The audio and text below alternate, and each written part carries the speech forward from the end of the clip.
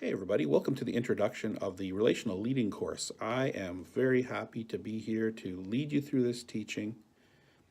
This is going to be all about improving your skills as a leader, and particularly in the area of when people come forward with problems or you have a problem with a person, what to do, how to deal with it effectively, how to deal with it in a good, integral manner. And what this won't be, though, is we're not going to be doing a big Bible study on biblical leadership, nothing like that. What we're going to do is try to teach you practical ways to apply the biblical principles of leadership.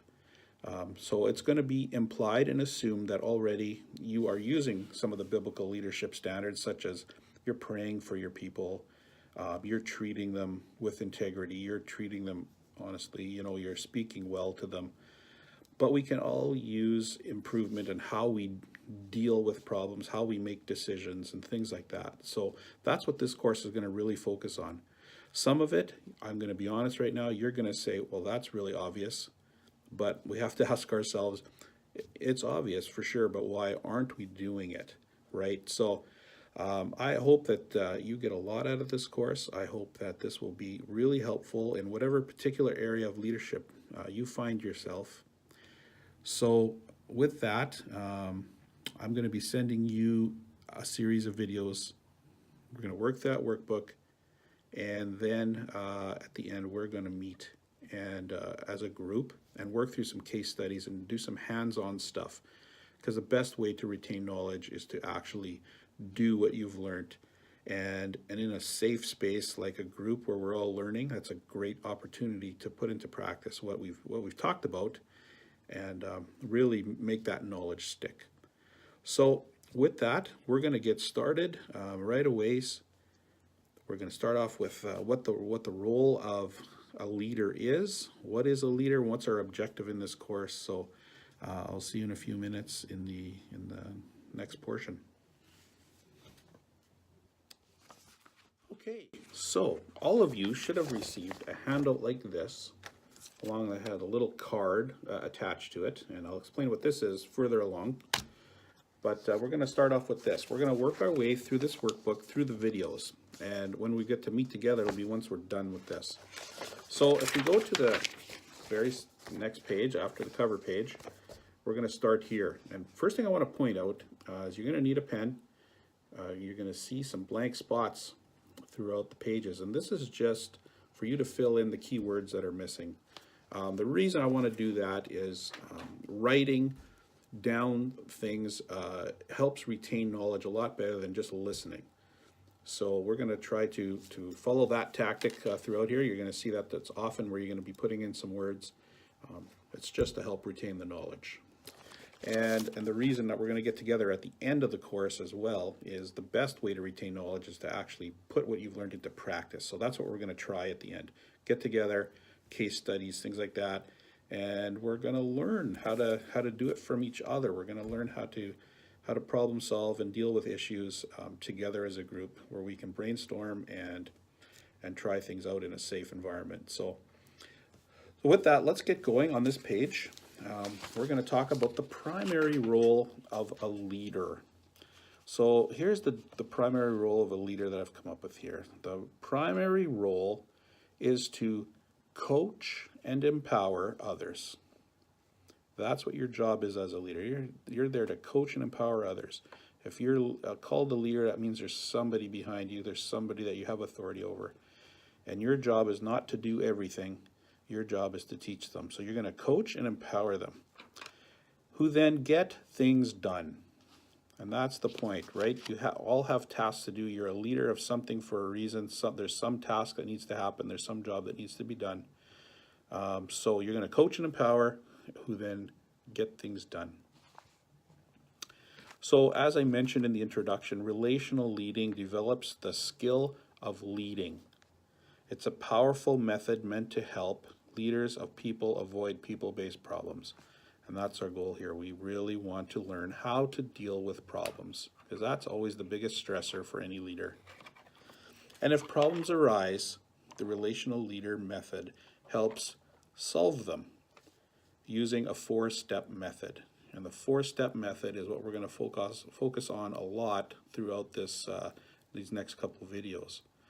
So that is the first page. Let's go to the second page and just read what says there, the skill in leading.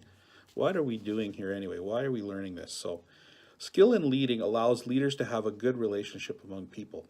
This skill can help the leader get the necessary cooperation from other people so that the work and task can be carried out effectively. The result of a leader's work depends on the output of other people. To be a good teacher, or a good leader, the cooperation of others is crucial. He or she can get the necessary cooperations from others by using this skill in leading. Furthermore, if this skill is used daily, fewer problems will arise. And even if problems do arise, using this skill, the leader will be able to solve them effectively. And that is our ultimate goal of this course. We want to be able to be good leaders. We want to be able to get the cooperation of others, and we want to be able to solve problems as they arise, or as we get more skilled at this, maybe before they arise. We'll be able to recognize when a problem's coming up and be able to deal with it. So before we go any further in the course, let's define a couple of words just to make sure we're clear and on the same page. So definitions of terms that may be used throughout the course. First of all, leader, that word we've said many times already, but what is that? What are we saying? Anyone who has influence over another person, who is in charge of people, or anyone who directs the works of others.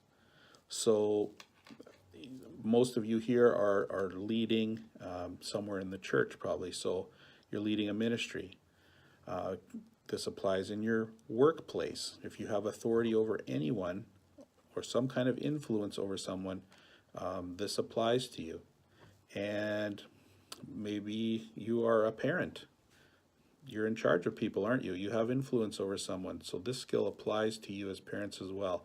This can be useful in all aspects of your life. And the other definition we want to look at is work. It says any task, job, or activity, whether paid or voluntary. So that's pretty broad, but anything that needs to get done. The reason that you're volunteering, the reason that you're working, that's the work, okay? All right, so let's go on to page 4. Leaders' problems in regard to relating with people. So there's many things that bring up problems and bring up, non-cooperation, if you will, just the opposite of cooperation. So let's have a quick look at people first. People are not machines. So when you buy a new tool or a gadget, what does it come with? Let's think about that. When you buy a new car or new, who knows what, barbecue, I don't know, all kinds of things. What does it come with? Well, they come with, first of all, manuals. They could come with safety equipment, safety recommendations. They could come with maintenance schedules. They could come with troubleshooting guides, all kinds of things like that.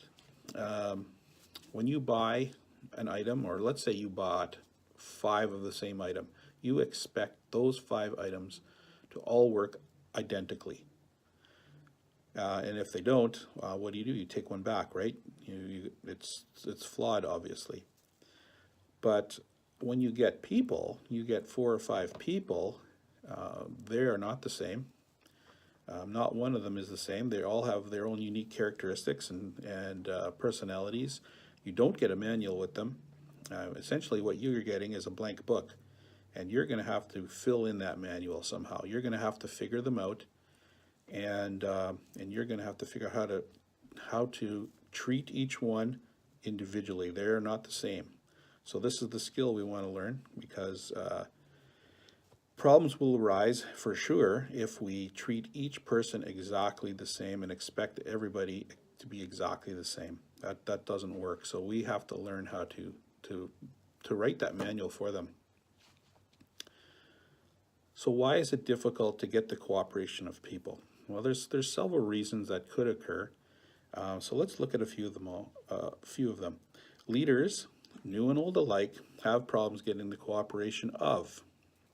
So first of all, people who have never worked before.